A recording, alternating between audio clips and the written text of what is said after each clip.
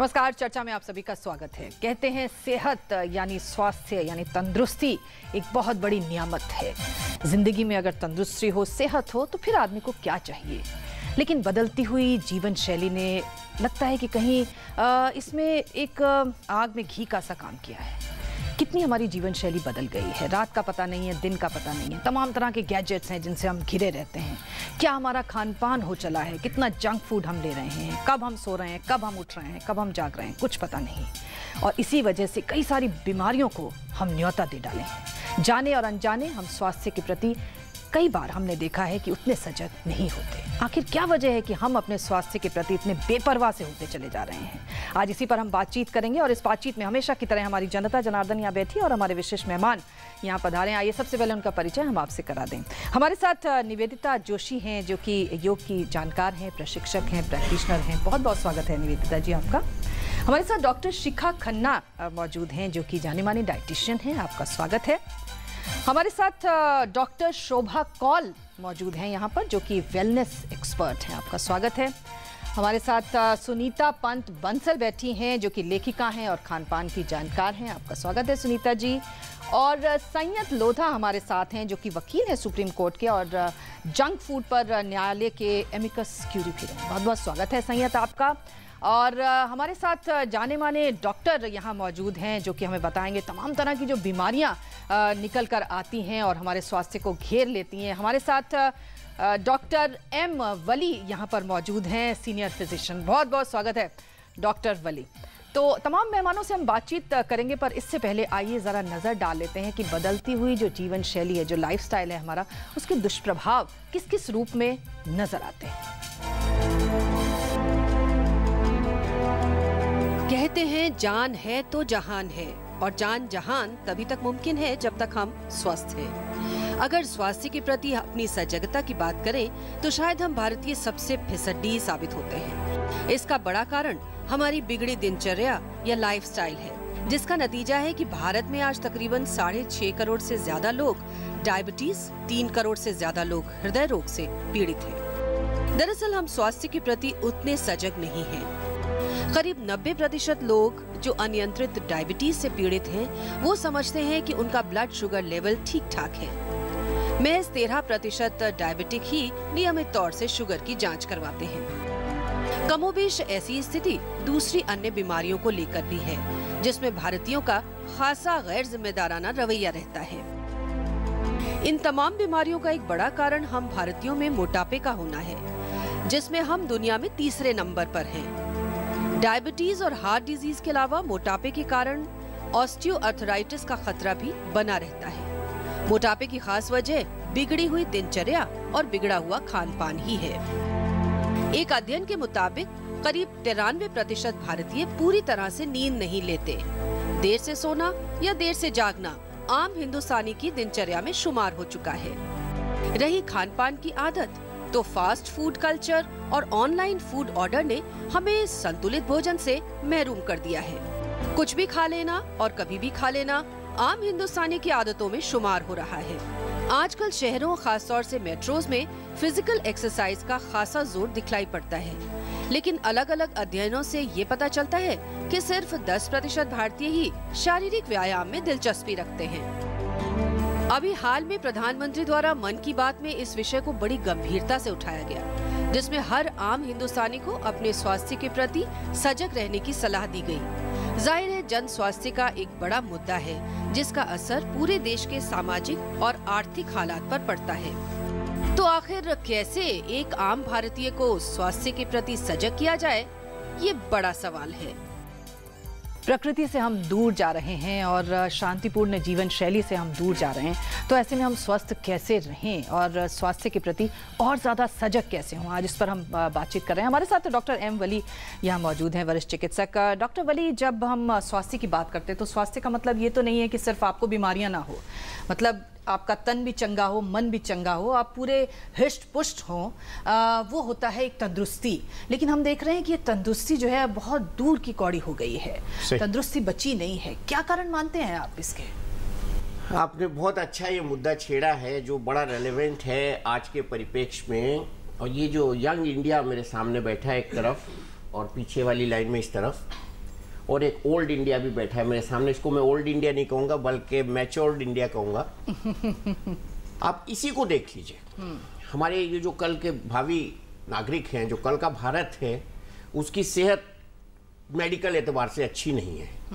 मजमूई तौर पे जो ये बच्चे बैठे हैं ऐसे ही पीछे की रो में, और इन बुजुर्गों के चेहरे पे जो एक ग्लो है, इनके जो सर और माथे टमटमा रहे हैं, चमक रहे हैं। आप इसको दिखा सकते हैं, एक शॉट दिखा सकते हैं आप एक शॉट। जो चेहरे आप देख रहे हैं, हाँ। यही है एक सेहत में deterioration, lack of health, lack of awareness जो आप अवेयर कर रही हैं आज। और इसके अलावा जो खान पान में प्रदूषण है, मिलावट है और गलत आहार है, जिसकी वजह से आपने दिखाया डायबिटीज, हाइपरटेंशन, लाइफस्टाइल डिजीजेज, मोटापा, ये सब चीजें हमारे समाज में ऐसे क्रीप कर रहे हैं जिनका अब कोई रोकथाम नहीं हो रही है, जिनको कहीं रोका नहीं जा रहा। एक क्रीप का मतलब यह है कि घुस चुके हैं वो और अंदर बिल्कुल दाखिल हो चुके हैं हमारे जन जन में, हमारे बच्चों में, हमारे बड़ों में, हमारे जवानों में, और उसका नतीजा हो रहा है सडन कार्डियक डेथ। अभी आपने न्यूज दिखाई है 2-3 दिन पहले, एक बहुत बड़े इंडस्ट्रियल घराने का एक यंग बच्चा मरा है सडन कार्डियक डेथ से। Sudden development of diabetes, abnormal stress, जिसकी वजह से इन बच्चों से पूछिए, इसमें से कोई भी खुश नहीं होगा अपनी जिंदगी से, वो सुसाइड्स कर रहे हैं, सुसाइड्स, हाइपरटेंशन। और लाइफस्टाइल डिजीजेज में हम जब बात करते हैं तो हम ओबेसिटी की भी बात करते हैं, जिसमें मेटाबॉलिक सिंड्रोम एक चीज होती है, इसमें लीवर में फैट हो जाता है, कोलेस्ट्रॉल बढ़ जाता है, एबनॉर्मल ग्लूकोज मेटाबॉलिज्म हो जाता है, लड़कियों में पीसीओडी हो जाती है। तो ये सब चीज़ें आजकल की जीवनचर्या की शैली की एक भाग बन चुकी हैं, हमारा एक अंग बन चुकी हैं। और अगर मैं माफ़ी के साथ ये कहूँ कि हम स्वस्थ नहीं हैं, तो वो ये सही स्टेटमेंट होगा। लीगल एक्सपर्ट बैठे हैं और जिसकी वजह से आज हम यहाँ बैठे हैं। तो हमको अब बहुत बड़ा ये अलार्म है। WHO ने ऑलरेडी कई साल पहले डिक्लेयर कर दिया था कि हिंदुस्तान 2050 तक वर्ल्ड में सबसे ज़्यादा बड़ी डायबिटीज़ की कंट्री यानी कैपिटल हो जाएगा। हमारे यहाँ यंग बच्चों में हाइपरटेंशन देखा जा रहा है, डायबिटीज़ देखी जा रही है, कोलेस्ट्रॉल का बढ़ना देखा जा रहा है, लीवर में फैटी चेंज देखा जा रहा है, लड़कियों में PCOD देखा जा रहा है, स्ट्रेस रिलेटेड डिसऑर्डर्स जिसमें साइकियाट्रिक डिसऑर्डर्स, सबसे ज़्यादा मैं डिप्रेशन की भी बात करूँगा, और सुसाइड्स, ये सब मिलाकर आज हम इसके लिए यहाँ बैठे। मतलब ये कि तस्वीर बड़ी खराब है, खराब बड़ी है, अच्छी नहीं है। माफी डॉक्टर के साहब साथ बहुत डर लगा मुझे आपकी बात सुन। नहीं, डर नहीं, ये सच्चाई है। और बहुत कम डॉक्टर्स ये सच्चाई ऐसे बोलेंगे आपके पर्दे पे आके जो मैं बोल रहा हूँ। मुझे माफी के साथ ये सुनिएगा और इसका समाधान हम निकालेंगे, अभी बैठ के निकालेंगे। निवेदिता जोशी जी हमारे साथ हैं जो कि योग की जानकार और प्रशिक्षक हैं। लेकिन बात हम शायद पहले अपने जो हमारा भारतीय तरीका रहा है, जो युगों युगों से चलता रहा है, जिसकी बात अभी डॉक्टर साहब भी कह रहे थे कि जो पुराने लोग बैठे हैं उनके चेहरे पे अभी भी ग्लो दिखता है। तो ये हमारी जो जीवन शैली है, अगर हम उसकी बात करें, जो हमारी परंपरागत जीवन शैली है, आपके चेहरे पे भी नूर निकल कर आ रहा है। जाहिर है ये आप जो योग का इतना प्रशिक्षण आप लेती हैं, करती हैं, लोग शायद उसी का ही नतीजा होगा। क्यों हम हमारी ज़िंदगी में ये चीज़ें, इन चीज़ों से हम दूर हो रहे हैं और ऐसी चीज़ों की तरफ भाग रहे हैं जो हमारे चेहरों पर आज साफ दिख रही है, जिसको डॉक्टर साहब बड़ी माफ़ी के साथ कह रहे हैं कि मुझे ये कहना पड़ रहा है, लेकिन हम लोग स्वस्थ नहीं हैं। अब क्योंकि तो बहुत सारे कारण हो सकते हैं। एक तो बहुत ज़्यादा ज़िंदगी की रफ्तार बढ़ना, ग्लोबलाइजेशन होना, तो ये सब तमाम क्यों तो खैर है ही है। लेकिन ये बहुत अच्छी बात है सोचने वाली कि आज से हज़ारों साल पहले हमारी परंपरा में क्या कहा गया था और अगर हम उसको अभी भी पालन करें तो हम कैसे बच सकते हैं।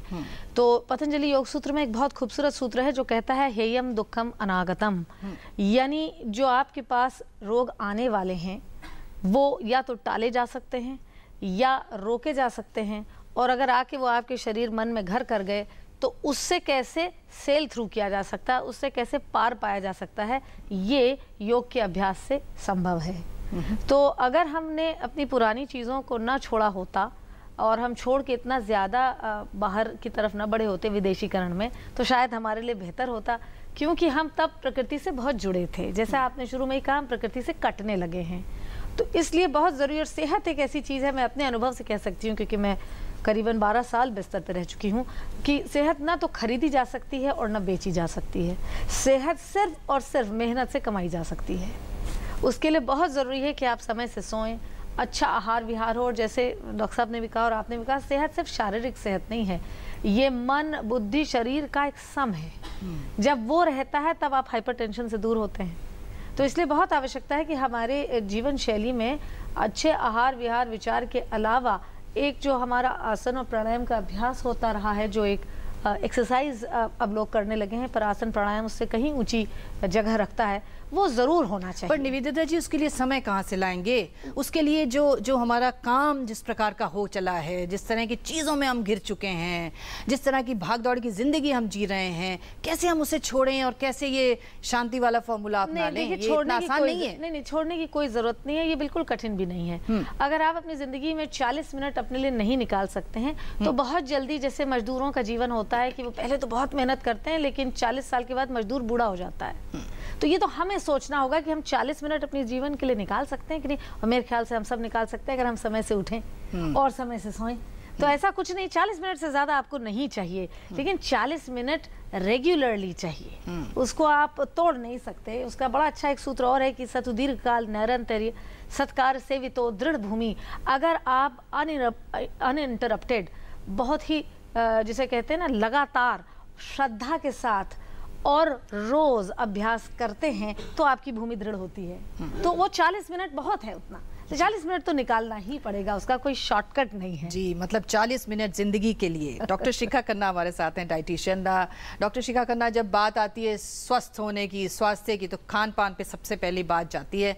और आजकल हम क्या खा रहे हैं, क्या पी रहे हैं, हमें कुछ पता नहीं है। घर में भी जो हम चीज़ें बना रहे हैं वो कितनी शुद्ध हो पाती हैं, कुछ पता नहीं है, क्योंकि जो सोर्स है सामान का, चीज़ों का, जहाँ से हम उन्हें लाते हैं, हमें कुछ पता नहीं है। तो ये डाइट जो है, ये एक बहुत बड़ा एक अवयव है इस पूरी डिस्कशन का। ये आपने बहुत सही कहा।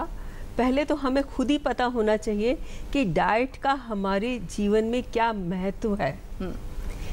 इसको मैं तो बहुत ही सिंपल वे में ये कहूँगी कि हमें 1 मिनट के लिए बैठकर ये सोचना चाहिए कि हमारा ये जो शरीर बना, ये बड़ा हुआ, जब हम पैदा हुए थे तो कितने थे?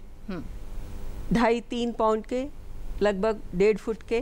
तो आज जो हम हैं, इस शरीर को हमने क्या दिया और हम क्या हैं? हमने इसको हवा दी, पानी दिया और आहार दिया। हवा और पानी पर हमारा कोई कंट्रोल नहीं है आज के परिवेश में। ये आहार है जिसको हम पिक एंड चूज कर लेते हैं, और हमारे शरीर में लगभग 53 से भी ज़्यादा केमिकल्स हैं, और यही सब हमें हमारे आहार से मिलते हैं। तो अगर हमारा आहार गड़बड़ा जाएगा तो हमारी सेहत, ज़रूरी बात है, ख़राब हो जाएगी। और किसी एक दिन की बदपरहेज़ी या एक दिन की गड़बड़ से ये नहीं होता। अगर हम एक कॉन्स्टेंटली अब्यूज़ करते रहेंगे, आहार गलत देंगे अपने शरीर को, तो अल्टीमेटली हमें एक बीमारी का सामना करना पड़ेगा। और जितनी भी बीमारियां बताई गई हैं, इसमें आहार का बहुत महत्व है। और ये आहार है जो कि हमारे मन को, बुद्धि को और हमारे को सामाजिक संतुलन में रखता है। आहार का सिर्फ ये हमारे शरीर को ही नहीं बनाता, हमारे मन को भी। कहा गया है, जैसा खाओ अन्न वैसा होगा मन। कैसे वो बनाया जाए, क्या क्या उसमें डाला जाए, किस तरह से आप उसको बनाते हैं, किस प्रेम से बनाते हैं, ये सब बातें, ये बहुत सी बातें हैं जो कि एक सही आहार में ही जुड़ेंगी। तो अगर हम आहार में गड़बड़ी करेंगे तो हमारी सेहत तो पर क्या करें डॉक्टर साहब, जब गोलगप्पे मिलते हैं मुंह में पानी आ जाता है, बर्गर दिखता है बहुत अच्छा लगता है, पिज्ज़ा दिखता है वो और भी अच्छा लगता है, छोले भटूरे उससे ज़्यादा अच्छे लगते हैं। देखिए, कहाँ ले जाएं अपनी जिह्वा को हम लोग? देखिए, एक बात हमें बहुत ये समझने की है, हम जहाँ पर हम बात करते हैं तो सही आहार में संतुलित आहार, जिसमें कि हमारे शरीर की आवश्यकता के लिए जितने भी पौष्टिक तत्व चाहिए वो सही मात्रा और सही अनुपात में हो। और वो हमें किनसे मिलेंगे? फूड स्टफ से। फूड स्टफ में क्या क्या आता है? दूध से बनी चीज़ें, दूध, दही, पनीर, अंडा, मांस, मछली, दालें, अनाज, सब्जियां, फल, घी, तेल, मक्खन, शक्कर, चीनी, शहद, इसके अलावा पानी और रफेज। ये सिर्फ यही हैं दुनिया भर में, जिससे कि दुनिया भर के जितने भी व्यंजन हैं वो इन्हीं चीज़ों से बनते हैं। अब ये हमारी अपनी समझ पर है कि हम उनसे क्या बना रहे हैं। ठीक बात अगर आपने बर्गर बनाया तो बर्गर कैसे बनाया? क्या वो जंक तो नहीं है? हमारे को ये बहुत आज की जो मैं समझती हूँ कि जंक में और फास्ट फूड में जो डिफरेंस है वो आज के परिवेश में हमें समझने की बहुत जबरदस्त जरूरत है। ओके, जंक में और फास्ट में अंतर भी हम समझेंगे। पहले हम जरा डॉक्टर शोभा कौल के पास चलते हैं जो कि वेलनेस की जानकार है। डॉक्टर शोभा कौल, अगर हम मोटापे की बात करें, ओबेसिटी की बात करें, तो भारत तीसरे नंबर पर है दुनिया में। मोटे लोगों में हम आगे आगे जा रहे हैं। ये मोटापा जो है, ये ऐसी चीज़ है जो अपने साथ कई बीमारियों को लेकर आता है। क्या वजह मानती हैं आप इसकी, और क्या आपको लगता है कि जो हमारी जीवन शैली है वो और हमें इस तरफ ढकेलने में और ज़्यादा अपना योगदान दे रही है? बिल्कुल, हम बहुत प्रगति कर रहे हैं इस डायरेक्शन में। 15 साल पहले जो इंसिडेंट्स था, जो लोग जितना ध्यान रखते थे अपना, एक चेंज जो आई है वो ये है कि नॉलेज मिल गई है लोगों को, कॉन्शियस हैं थोड़े से। लेकिन जो बिहेवियर है उसकी मॉडिफिकेशन की ज़रूरत है। 2-3 चीज़ें मैं आपको बताऊंगी जो कि मुद्दा है, रूट कॉज है किसी प्रॉब्लम का। वो ये है, वो मोटापा क्यों ना हो, पहले ये अंडरस्टैंड करना कि अगर हम मोटे हैं या हम बीमार हैं या हमारे को कुछ परेशानी है, ये हमारे खुद की क्रिएशन है, किसी और ने नहीं दी है हमारे को। अच्छा है वो भी हमारा देन है, बुरा है वो भी हमारी ही खुद की क्रिएशन है। दूसरी चीज़ है कि किसी और पे ब्लेम ना करें। भाई हमने शहर चेंज किया, हवा बदल गई, हवा से हम मोटे हो गए, पानी चेंज किया, पानी से मोटे हो गए, तो ऐसा कुछ नहीं है। एनवायरनमेंट का कुछ ना कुछ इफेक्ट होता है हमारे शरीर पे, हमारे सिस्टम्स पे, लेकिन पहले है कि हम जो सेल्फ, हमारा बॉडी जो है उसकी जिम्मेदारी हम खुद लें। तीसरी चीज़ जो है, जो नॉलेज की कमी है, इग्नोरेंस जो है, उसमें हमें नहीं पता है हमें क्या खाना है, हमें नहीं पता हमारी दिनचर्या कैसी होनी चाहिए। हम बड़ी बड़ी बातें तो सुन लेते हैं लोगों से, लेकिन अमल करना उसके ऊपर नहीं। डॉक्टर साहब, हमें पता तो होता है, पता होता है, लेकिन हम करना नहीं चाहते। अमल करना हमें लगता है कि अरे ठीक है, चलता है ना। एब्सोल्युटली, हम ये कह रही है, जो बिहेवियर है ना कि हमें ये करना है, सो बिहेवियर मॉडिफिकेशन जिसको बोलते हैं, वो बहुत ही जिसको बोलते हैं ना, एक नई बीमारी निकल के आई है। डायबिटीज, हाइपरथायराइड, ये सब चीज़ें बहुत आम बीमारियां हैं, बहुत कॉमन हो गई हैं, लेकिन सब आज की जो डेवलपमेंट है उसमें जो बिहेवियर चेंज हमें चाहिए, किसी भी चेंज को करने के लिए, किसी भी चीज़ को करने के लिए, जब तक हमारा मन, विचार, हमारा कंडक्ट चेंज नहीं होंगे, हम कुछ भी नहीं पा सकेंगे। तो पहले ये एक्सेप्ट करना, प्रॉब्लम मेरे कारण है। दूसरा कि नॉलेज लेना, अगर खुद से नहीं ले पा रहे हैं तो हमारे जो बड़े बुजुर्ग हैं घर में, हमारे पेयर ग्रुप हैं या हमारे सलाहकार हैं, उनसे विचार विमर्श करना, उनसे सजेशन लेने में हमको कोई भी हिचक नहीं होनी चाहिए। हाँ। वो अहम नहीं आना चाहिए कि मैं उससे क्यों पूछूं। सो ये जो है, ये जो बिहेवियर मॉडिफिकेशन है, इस पे बहुत ज़्यादा जोर देने की बात है। हमारे साथ सुनीता पंत बंसल बैठी हैं, जो कि जानी मानी लेखिका हैं और खान पान की बड़ी एक्सपर्ट भी हैं, डाइटिशियन हैं। सुनीता जी, आप क्या मानती हैं, खाना एक अवयव है जैसे हमने कहा, लेकिन खाने के साथ और भी अवयव हैं जो हमारे स्वास्थ्य को प्रभावित करते हैं। इन टोटलिटी कोई भी चीज़ होती है, तो इस तरफ क्या कुछ आप प्रकाश डालना चाहेंगी, खासतौर से सेहत को लेकर? हाँ, मैं एक्चुअली डॉक्टर शोभा कौल से बहुत सहमत हूँ, क्योंकि ये सारी चीज़ हमारे ही हाथ में है और हम ही ने बिगाड़ी है, तो हमें ही ठीक करना है। और हमने कैसे बिगाड़ी है हमको जानना बहुत ज़रूरी है। और ये पूरी चीज़ एक बड़ी होलिस्टिक पिक्चर होती है। उसमें खाना, जैसे उन्होंने कहा, खाना है इम्पॉर्टेंट तो है ही खाना, पर और भी बहुत सारे मुद्दे हैं, जैसे स्ट्रेस है, जैसे लाइफस्टाइल जो प्रॉब्लम्स हैं, ये स्ट्रेस की वजह से आ रही हैं। स्ट्रेस क्यों हो रहे हैं वो तो हमारे ऊपर ही है कि हम किस चीज़ का स्ट्रेस लें ना लें। जो हम भाग दौड़ में चले जा रहे हैं वो हमारे ऊपर है कि हम उसको कहाँ तक रोकें। तो अल्टीमेटली घूम फिर के हमारे ऊपर बात आती है कि होलिस्टिकली हम इसको कैसे ठीक करें।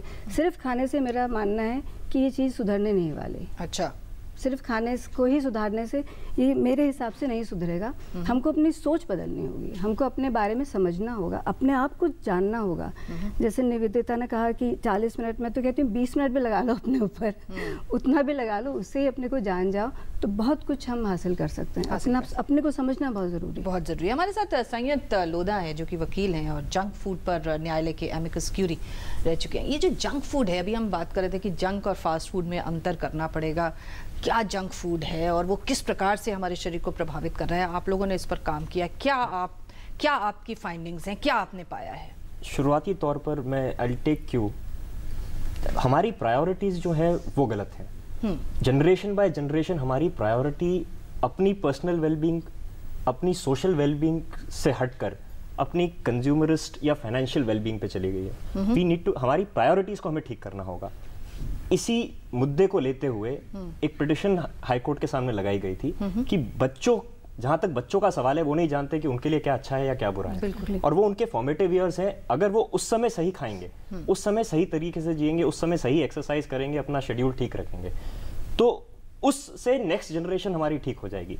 हमें अपनी एग्जिस्टिंग जनरेशंस की को ठीक करने के लिए क्या करना है वो एक अलग मुद्दा है, लेकिन जहां तक बच्चों का सवाल है, हम कुछ इंस्टीट्यूशनल चेंजेस ला सकते हैं, कुछ सोशल चेंजेस ला सकते हैं।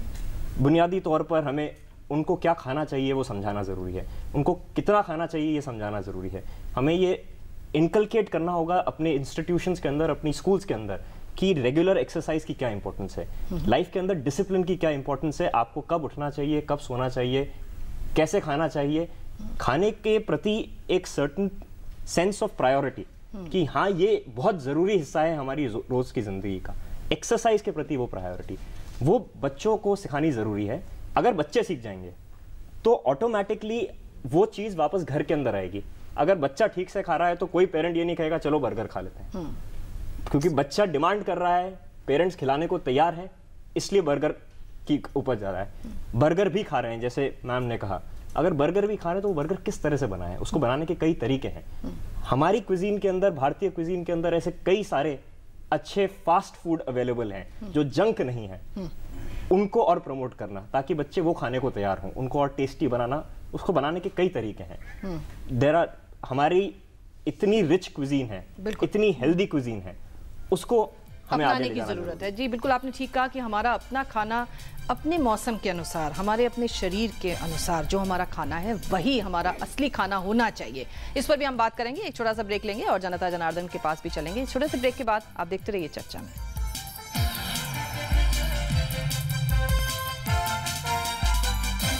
एक तो गरीबी के हालात और उस पर बढ़ती उम्र, ऐसे में एक बुजुर्ग को रोजमर्रा की छोटी छोटी जरूरतों के लिए भला क्यों तरसना पड़े। बढ़ती उम्र का सहारा बनेंगे, जरूरत पे हम हर कदम साथ हैं। भारत सरकार की इंदिरा गांधी राष्ट्रीय वृद्धावस्था पेंशन योजना 60 से 79 वर्ष के बीपीएल बुजुर्गों को 200 रुपए महीना, 80 वर्ष और उससे अधिक आयु पर 500 रुपए महीना पेंशन देती है। मेरी पेंशन मेरा सहारा। आपने कहा था बिल्डिंग कंस्ट्रक्शन 20 तक पूरी हो जाएगी। मैंने इस महीने की 20 का होगा। इस महीने की भी 20 निकल गई। फ्लैट का पोसेशन? मेरा मतलब ये वाली 20, ये वाली था मतलब, हाँ वही है। बस अगर अब आपने फ्लैट का पोसेशन नहीं दिया तो हम आपके खिलाफ कंज्यूमर फोरम जाएंगे। और मैंने कौन सा लिख के दिया क्या कंस्ट्रक्शन कितने टाइम में पूरी होगी? जी ये क्या कह रहे हो आप? ये कंज्यूमर फोरम गए तो आप भी गए, क्योंकि बिल्डर और बायर के बीच में ये एग्रीमेंट जरूरी है जिसमें ये लिखा हो कि कंस्ट्रक्शन कब पूरी होगी और पोजीशन कब मिलेगा। उंगली थाम के जिसने चलना सिखाया, कड़ी मेहनत करके हमको पढ़ाया, हमारी खुशियों को अपनी खुशी बनाया, जिंदगी के हर सुख दुख में जो एक साया बनकर साथ रहे, ढलती उम्र में इन्हें अकेला ना छोड़ें। ध्यान रखें, माता पिता एवं वरिष्ठ नागरिक भरण पोषण एवं कल्याण अधिनियम 2007 के तहत माता पिता की देखभाल करना हमारा कर्तव्य है और उनको बेसहारा छोड़ना एक दंडनीय अपराध है। सामाजिक न्याय और अधिकारिता मंत्रालय, भारत सरकार द्वारा जनहित में जारी। आज मेरा एग्जाम है। अच्छा होगा डेविड, गुड लक।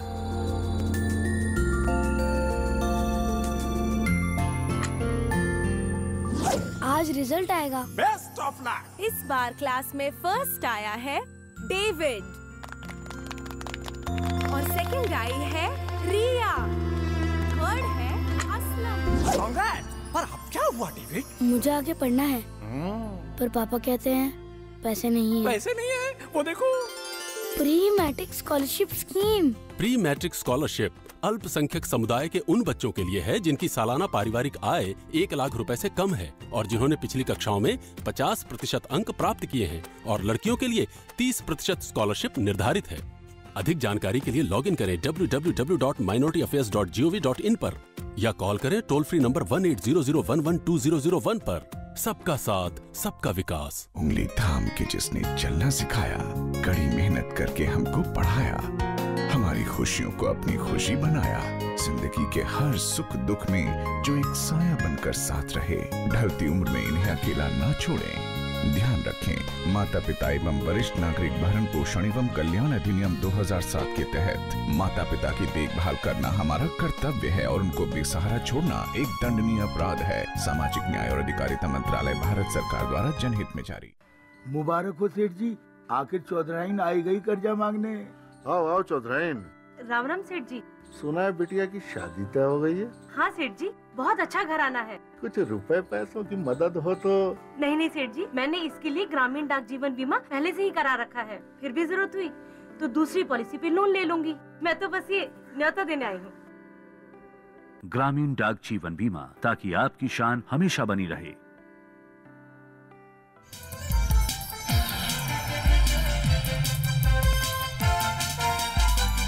ब्रेक के बाद एक बार फिर से आपका स्वागत है। चर्चा में आज हम बात कर रहे हैं कि आखिर हम अपने स्वास्थ्य के प्रति कितने सजग हैं, कितना टाइम देते हैं हम। और जैसे कि बात हो रही थी कि अगर हम अपने आप को 40 मिनट दे दें तो बहुत है, और किसी ने कहा अगर हम अपने आप को 20 मिनट भी दे दें तो वो भी बहुत है। लेकिन कहाँ है हमारे पास 20 मिनट और कहाँ है हमारे पास 40 मिनट? आइए ज़रा जनता जनार्दन के पास चलते हैं, वो क्या मानते हैं। हमारे साथ में अगली पंक्ति में हमारे कुछ बुजुर्ग बैठे हुए हैं जिनके चेहरे बहुत चमक रहे थे। अभी बात हो रही, बैठिए सर, बैठिए। हाँ बताइए, क्या कुछ फ़र्क आप पाते हैं अपने ज़माने के खान पान और आज के खान पान में?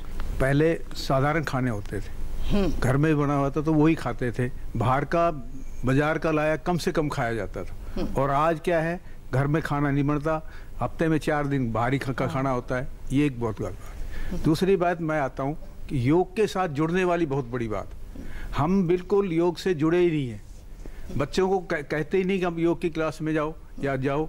आज आप हर पार्क में योग की क्लास लगती है, ऐसा नहीं कि नहीं लगती है, लेकिन जाते नहीं है। बस वही थोड़ा थोड़ा योग के साथ जुड़ जाए तो सारी चीजें, ये समस्याएं खत्म हो सकती हैं। और कौन बात करेगा? हाँ जी। तो खान पान के बारे में जो अभी मैं एक बात कहूँगा, सबसे पहले जो बाजार में जंक फूड वगैरह के बारे में है, आजकल बच्चे क्या करते हैं, जंक फूड खाने के लिए तत्पर रहते हैं और उनके माँ बाप भी खाने के लिए बाजार से मंगाते हैं, बच्चों खाओ, मौज से खाओ। मैं कहीं जंक फूड में कहीं खड़ा था, बाहर बिक रहा था, तो वहाँ कुछ गोभी में कीड़ा भी मसला जा रहा था, तो वो भी खा रहे थे लोग। नहीं, तो जब तक ये बाहर के, मैं बता रहा हूँ आपको, ये चीज बता रहा हूँ, बिल्कुल सही बता रहा हूँ। मैंने ये टेलीविजन में आपको एक जयपुर से भी ये चीज देखी को, अब क्या कहते हैं, वो टमाटर सॉस में कीड़े पीछे जा रहे हैं, वहाँ सब हो रहा है, टमाटर सॉस बिक रहा है। लेकिन ये ऐसी चीज अगर हम बाजार की 60 से पहले हम थे, हमने कभी जंक फूड देखा नहीं, कभी खाया ना, कभी खाया, तो हमारी सेहत अभी अच्छी है। I am 70 years old, 78 years old, लेकिन फिर भी हमारी सेहत अच्छी है। अब आजकल बच्चे देखो दुबले पतले। बिल्कुल सही कह रहे हैं निवेदिता, जैसे अभी कह रहे थे कि साहब मतलब खान पान के साथ साथ योग, मतलब ये हमारी दिनचर्या में शामिल हो सकता है लेकिन नहीं होता। आपको क्या लगता है कि योग करना क्या कोई इतनी मुश्किल काम है जो हम अपनी जीवन में धारण नहीं कर सकते? क्यों ये मिसकंसेप्शन है हमारे दिमाग में? नहीं, बिल्कुल नहीं है। देखिए, मैं आपसे कह चुकी हूँ पहले भी कि मैं तो 12 साल बिस्तर पर रह चुकी हूँ, मेरी रीढ़ की हड्डी में चोट आ गई थी। मगर जब वैसा इंसान योग करके बाहर निकल के आज आपके सामने खड़ा और अपना सेंटर चलाता है, तो आप ये यकीन जानिए कि कोई कठिन काम नहीं है। जो सबसे बड़ी बात है वो ये है कि आपके अंदर एक डिसिप्लिन आना चाहिए। वो तो घर परिवार माँ बाप ही दे सकते हैं। अगर आप डिसिप्लिन हैं और आपको मालूम है कि आपके माता पिता या दादा दादी आप देख रहे हैं कि वो रोज सुबह व्यायाम कर रहे हैं, तो ऑटोमेटिकली वो आपके अंदर से बात उठती है। योग कतई कठिन नहीं है। अगर बहुत अच्छा आपको टीचर मिल जाए तो मेरे ख्याल से इससे ज़्यादा खूबसूरत विषय नहीं है, क्योंकि योग is a science, art and philosophy. तो अगर आप उसके साइंटिफिक एस्पेक्ट को समझ के लॉजिकली करते हैं और जानते हैं कि क्या हो रहा है आपके शरीर और मन में, तो मानी हुई बात है वो आपको अट्रैक्ट करता है। अनफॉर्चुनेटली, क्योंकि पहले से हिंदुस्तान में हर घर में योग होता था, हम लोगों ने उसको बहुत कैजुअली ट्रीट किया, तो जो अच्छे गुरु थे वो कम से कम होने लगे, और जो बचे वो ऐसे जो कैजुअल थे। तो धीरे धीरे ऑब्वियसली अब माइंड बहुत इवॉल्व हो रहा है, तो आर्ग्यूमेंट्स से बात नहीं हुई, लॉजिकली पढ़ाया नहीं गया, तो लोग दूर होते चले गए। निवेदिता जी, अक्सर हमने देखा है कि आजकल लोग योग से ज्यादा जिमिंग में का शौक रखते हैं, वो थोड़ा फैशन में भी है, थोड़ा हैप लगता है, शायद पता नहीं, शायद जल्दी भी हो जाता होगा, मुझे नहीं मालूम, लेकिन इस तरफ हम बढ़ रहे हैं। क्या वो सही है हमारी सेहत के लिए? देखिए, ऐसा है कि जिम, एरोबिक या वॉकिंग, इसमें आप ब्रेन यूज नहीं करते।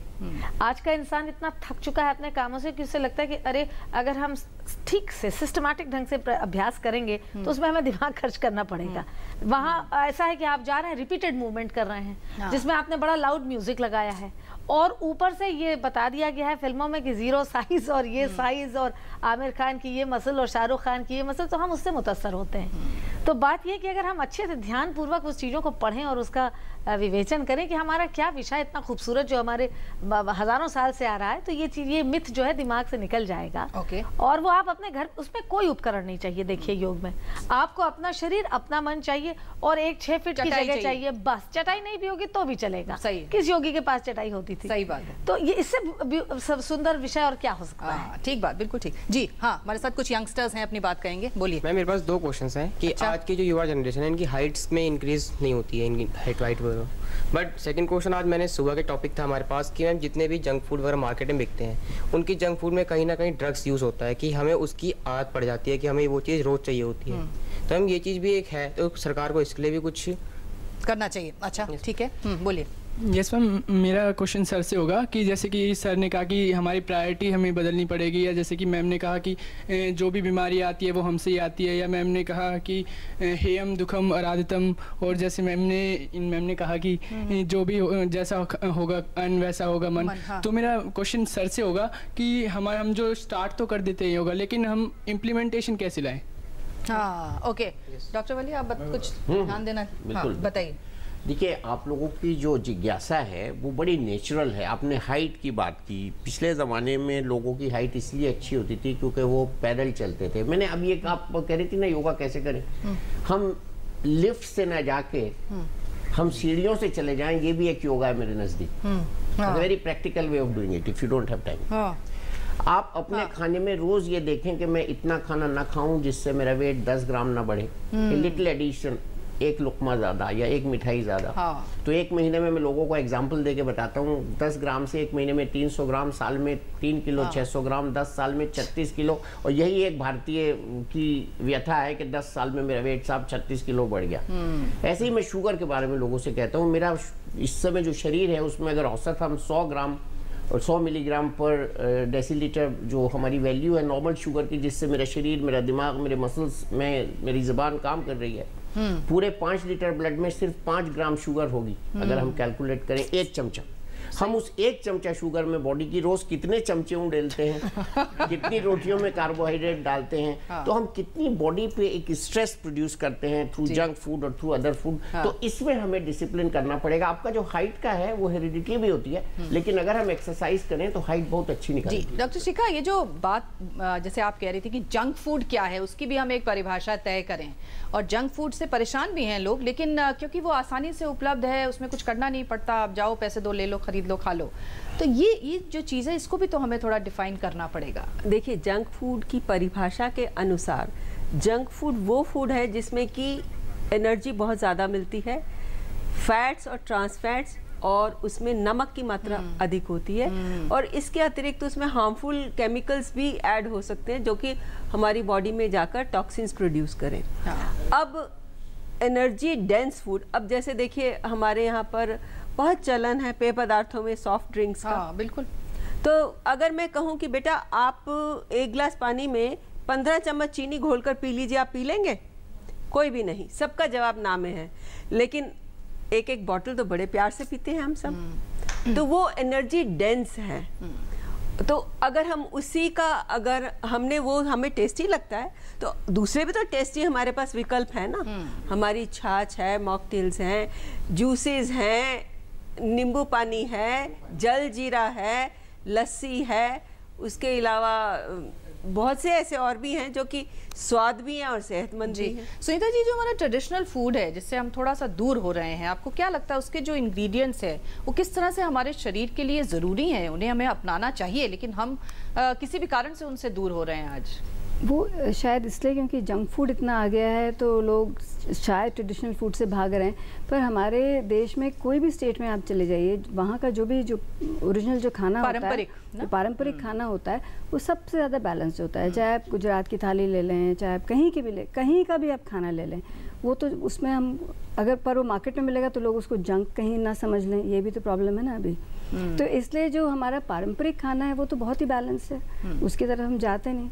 हमारा रुझान होता है जो फास्ट फूड कल्चर जो आ गया उसमें चला गया, पर हम उसको भी बेहतर बना सकते हैं। मेरा तो ये मानना है कि हम उसको भी बेहतर बना सकते हैं। अच्छा। थोड़ी समझदारी से अगर हम सही इंग्रेडिएंट्स इस्तेमाल करें, हम उस चीज़ का ध्यान रखें, तो वो भी हम कर सकते हैं, उसको भी कर सकते हैं। हाँ जी, हाँ फटाफट जल्दी जल्दी। कहीं ना कहीं हम वेस्टर्नाइजेशन का ज़्यादा अट्रैक्ट हो रहे हैं। आजकल फूड चेन ज़्यादा खुल गए हैं, इंस्टेंट फूड आ गए हैं, जिससे हम ज़्यादा खाते हैं, जिससे हमारी और हेल्थ खराब होती है। ठीक मेरा टॉपिक है कि फूड चेन ज़्यादा होनी नहीं चाहिए। ओके, हाँ दीजिए।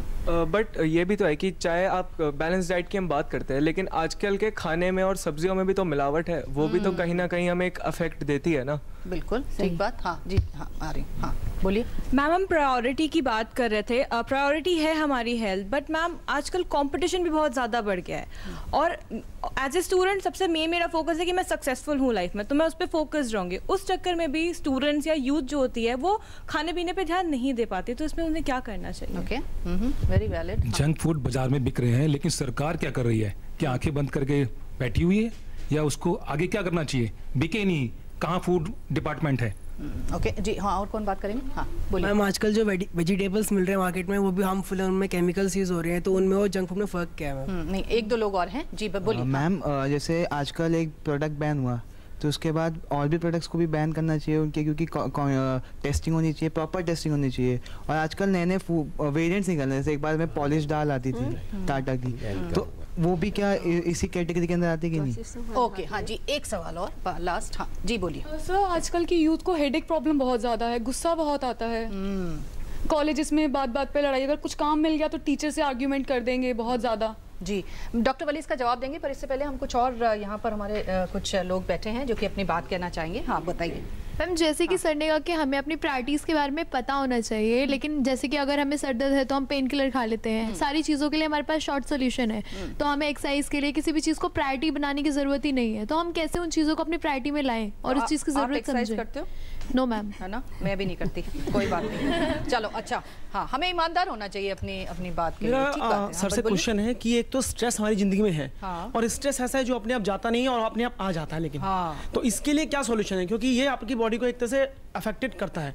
दूसरा क्वेश्चन एक ये है कि जैसे डायबिटीज हमें हो गई मान लीजिए, तो उसके बाद हम कई सारी गोलियां लेते हैं, ब्लड प्रेशर हो गया तो एम्लोकाइन 80 ले रहे हैं, उसके साइड इफेक्ट होते हैं। अब हमें बीमारी है तो गोली लेनी पड़ेगी, लेकिन उससे बचे कैसे? मतलब हम बीमार होकर और बीमार हो रहे हैं, एक को सही कर रहे हैं, दूसरी बीमारी हमें हो रही है। तो इन दोनों हाँ ठीक है, डॉक्टर साहब इसका जवाब देंगे। सर एक चीज़ तो हमें देखना पड़ेगा कि हम नेचर को और हेल्थ को साथ में लेके चलेंगे। कंज्यूमरिज्म, मटेरियलिज्म इतना हमने बढ़ा दिया है, मटेरियलिज्म से जितना बाहर निकलें, इन चीज़ों पे फोकस करें तो हम बहुत बेहतर बना सकते हैं अपना। आज आपके लिए कई सवाल लोगों ने पूछे, बताऊं जी?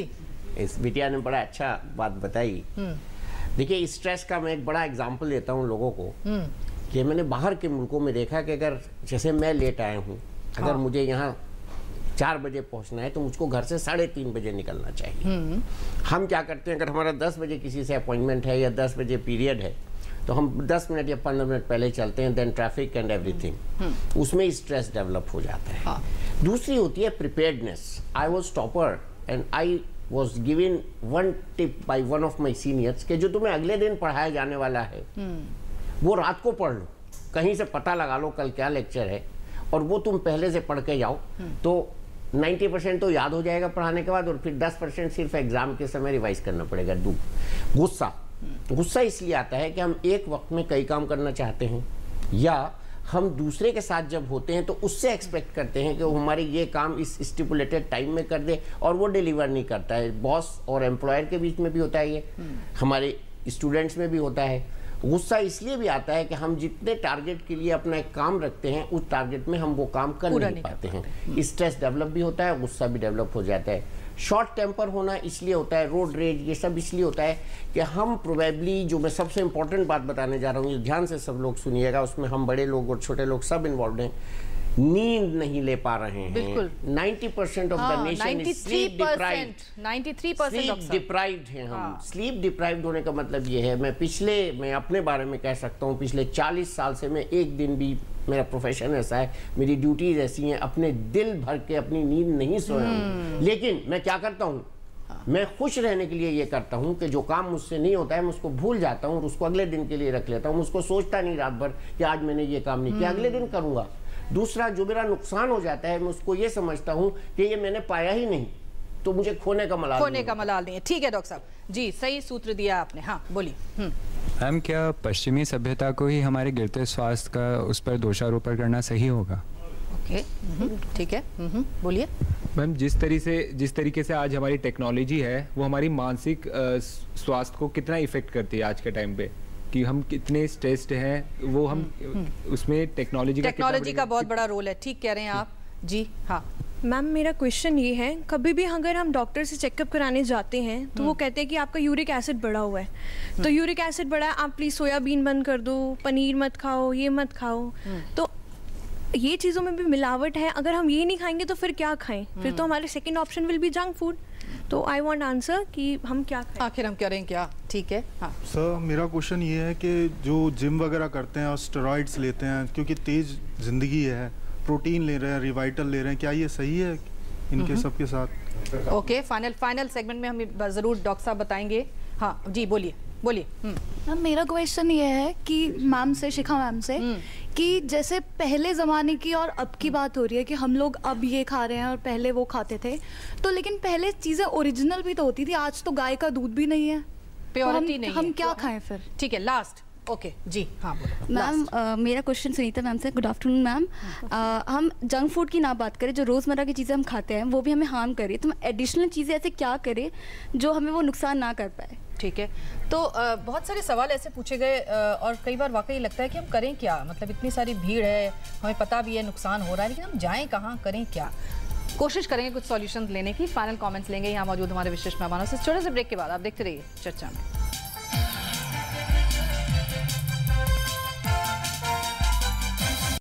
प्रियंका भारती? हाँ। ए शारदा, विमल, हरिया, सब इधर आओ।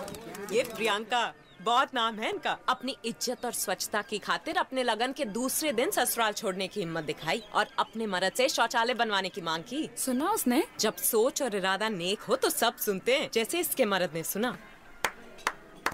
स्वच्छ भारत मिशन, एक कदम स्वच्छता की ओर। आप भी अपने घर में शौचालय बनवाएं और इस्तेमाल करें। जहाँ सोच वहाँ शौचालय। माँ, मेरा जन्मदिन कब है? बेटा, फागुन में हुई थी तू, खूब बारिश हो रही थी। तेरे वो जौनपुर वाले रामलाल चचा है ना, उनकी शादी के 4 दिन बाद। अरे वो गौरी है ना, अपनी बचिया, उससे बस 1 दिन बड़ी। काश इन्होंने भी बर्थ रजिस्ट्रेशन कराया होता। बर्थ सर्टिफिकेट स्कूल में एडमिशन, सरकारी नौकरी, वोटर आईडी कार्ड और पासपोर्ट हासिल करने में मदद करता है। इसे आप बच्चे के जन्म स्थान पर 21 दिन के भीतर ग्राम पंचायत कार्यालय या स्वास्थ्य केंद्र से बिल्कुल मुफ्त पाएं। नन्ही सी जान की पहली पहचान। मुबारक हो सेठ जी, आखिर चौधराइन आई गई कर्जा मांगने। आओ चौधराइन। राम राम सेठ जी। सुना है बिटिया की शादी तय हो गई है? हाँ सेठ जी, बहुत अच्छा घराना है। कुछ रुपए पैसों की मदद हो तो? नहीं सेठ जी, मैंने इसके लिए ग्रामीण डाक जीवन बीमा पहले से ही करा रखा है, फिर भी जरूरत हुई तो दूसरी पॉलिसी पे लोन ले लूंगी। मैं तो बस ये न्योता देने आई हूँ। ग्रामीण डाक जीवन बीमा, ताकि आपकी शान हमेशा बनी रहे। उंगली थाम के जिसने चलना सिखाया, कड़ी मेहनत करके हमको पढ़ाया, हमारी खुशियों को अपनी खुशी बनाया, जिंदगी के हर सुख दुख में जो एक साया बनकर साथ रहे, ढलती उम्र में इन्हें अकेला ना छोड़ें। ध्यान रखें, माता पिता एवं वरिष्ठ नागरिक भरण पोषण एवं कल्याण अधिनियम 2007 के तहत माता पिता की देखभाल करना हमारा कर्तव्य है और उनको बेसहारा छोड़ना एक दंडनीय अपराध है। सामाजिक न्याय और अधिकारिता मंत्रालय, भारत सरकार द्वारा जनहित में जारी। धीरे धीरे सब जान गए हैं कि हम जैसे बिना MRP, वजन और यूज बाय डेट लिखे हुए पैकेट गलत हैं। हाँ, तभी तो कोई हमें अपने साथ नहीं ले जाना चाहता है। उम्मीद मत छोड़ो पैकेट भाई, कोई तो होगा ही जिसे दुकानदार चाचा बेवकूफ बना लेंगे। सही पैक पर वस्तु की कीमत, वजन, निर्माता कंपनी का नाम तथा इस्तेमाल की तारीख जरूरी है। आप बताइए, आप जानने वालों में से हैं या बेवकूफ बनने वालों में से? जागो ग्राहक, जागो। मुबारक हो, पोती हुई है। दादाजी, घर का मुखिया होने के नाते अब आप पंचायत जाइए और जन्म का पंजीकरण कराइए। ये 21 दिन के भीतर कराना कानूनन जरूरी है। हाँ, जन्म का प्रमाण पत्र यानी सर्टिफिकेट जरूर हासिल कीजिए, ये हर जगह काम आता है। एक रिश्ता है, प्यारा बंधन है, ये जीवन हो रोशन, ये फर्ज निभाना है। जन्म का पंजीकरण हर बच्चे का जन्म सिद्ध अधिकार है।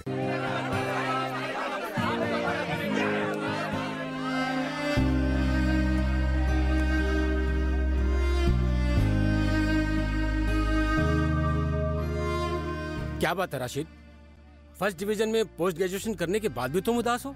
लेकिन सर वो सोच रहे होगे कि खर्चा कहाँ से आएगा? हाँ, चिंता मत करो, अब जिंदगी की दौड़ में तुम जैसे स्टूडेंट्स को पीछे मुड़कर देखने की कोई जरूरत नहीं होगी, क्योंकि अब तुम्हारे साथ है Maulana Azad national fellowship. Fellowship हमारे लिए सर? हाँ, तुम्हारे लिए और अल्पसंख्यक समुदाय के उन स्टूडेंट्स के लिए जिनकी सालाना पारिवारिक आय 2.5 लाख रुपए से कम है और जिन्होंने किसी भी सरकारी विश्वविद्यालय से जूनियर रिसर्च फेलोशिप या एमफिल के लिए आवेदन दिया है।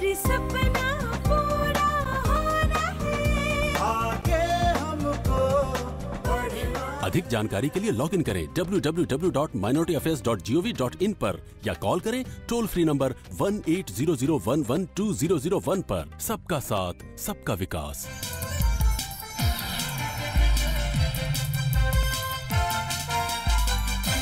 चर्चा में एक बार फिर से आपका स्वागत है। जब हमारे पास गाड़ी होती है तो उसकी भी हम सर्विसिंग कराते हैं और याद रखते हैं कब सर्विसिंग करते हैं, लेकिन शरीर के बारे में हम याद नहीं रखते। अपनी घड़ी को हम कहीं पीछे छुपा देते हैं, लेकिन ये शायद सबसे ज़्यादा ज़रूरी है अगर हमें वाकई स्वास्थ्य की वो नेमत हासिल करनी है। सैयद, फाइनल कमेंट्स में आप क्या कहेंगे? किस तरह से लोगों को ख़ास तौर से जागरूक किया जाना चाहिए ऐसे भोजन, ऐसी चीज़ों से जो उनके स्वास्थ्य से खिलवाड़ कर रही हैं?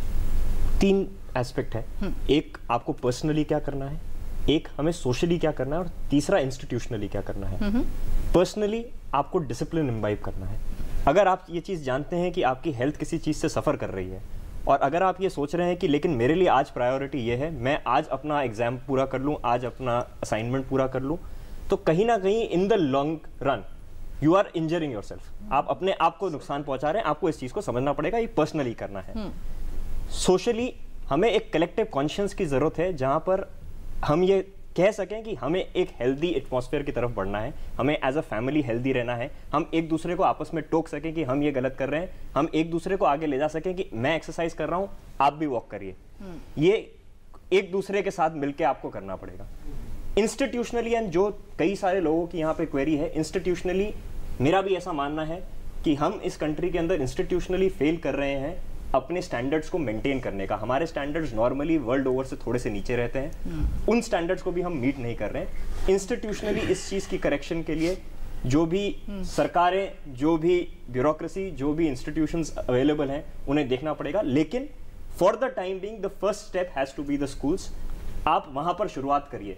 स्कूल्स के अंदर अगर आप डिमांड करना शुरू करेंगे, जब आप डिमांड करेंगे तो उसका, जिस तरह से आपने जंक फूड की डिमांड की तो जंक फूड अवेलेबल हुए, आप हेल्दी डिमांड करिए, हेल्दी इश्यूज आ जाएंगे। सुनीता जी, जब हम कहते हैं कि मन, वचन और कर्म तीनों से कोई भी चीज़ बनती है या बिगड़ती है, और ख़ास तौर से जब हम स्वास्थ्य की बात करते हैं तो उसमें कहीं ना कहीं हमारा दिमाग की तंदुरुस्ती बहुत ज़रूरी है, मेडिटेशन बहुत ज़रूरी है। क्या आपको नहीं लगता कि खान पान के साथ ये सारी चीज़ें पर भी हमें ज़्यादा ध्यान देने की ज़रूरत है, तभी हम अच्छा स्वस्थ जीवन जी सकते हैं? हाँ, नहीं, वही मैं पहले भी कह रही थी। मैं निवेदिता को फिर से कहूँगी, अपने सामने रखूँगी कि जो कह रही है योग, उससे अच्छी और कोई तरीका नहीं है कि आपको मेंटल पीस मिले।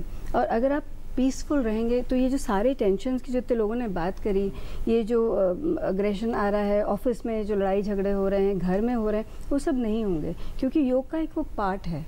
अगर आप ध्यान करेंगे, अगर आप मेडिटेशन करेंगे, मेडिटेशन ध्यान एक ही बात है, अगर आप उतना करेंगे तो आपके अंदर वो एक शांति आएगी कि आप अपना आपा नहीं खोएंगे। अगर आपकी गाड़ी से किसी ने थोड़ा सा टकराया तो आप ये नहीं कि निकल के उसको पीट डालेंगे, आप ऐसा नहीं करेंगे, वो एक शांति आएगी।